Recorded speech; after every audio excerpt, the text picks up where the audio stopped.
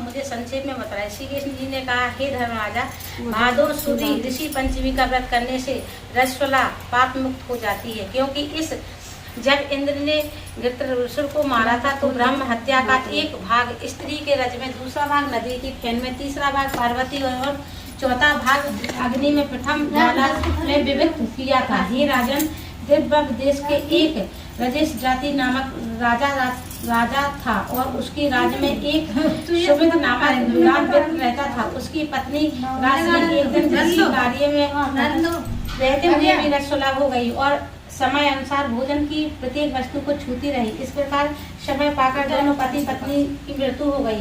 मरने पर ब्राह्मणी ने जो कुतिया का जन्म लिया और ब्राह्मण में बैल का जन्म प्राप्त हुआ।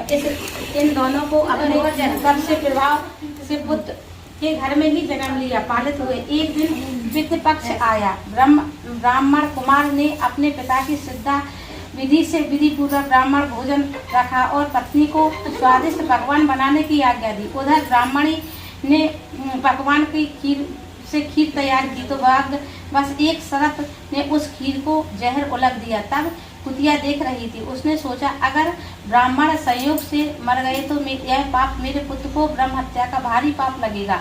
इससे उस खीर को कुतिया ने जानबूझकर झूठी कर दी।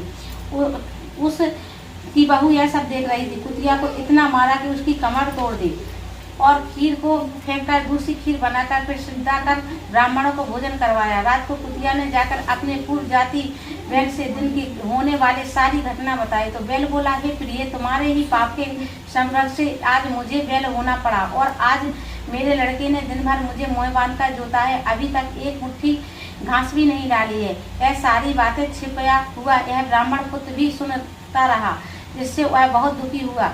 दोनों माता पिता को भोजन देकर दुखी हो वन को चला गया और ऋषियों से दंडवत करके पूछा, हे महर्षि, मेरे माता पिता कुतिया और बैल की योनि में है, वह किस प्रकार योनि से छुटकारा पा सकते हैं? ऋषियों ने बतलाया कि तुम्हारी माता पिता ने रज धर्म से राजद्रोह से कुतिया और बैल की का जन्म पाया है। इससे तुम घर जाकर विधि पूर्वक ऋषि पंचमी का व्रत करके उनका फल अपने माता पिता को अर्पण करो, जिससे वह सब पशु योनियों से मुक्त होकर स्वर्ग को प्राप्त होंगे।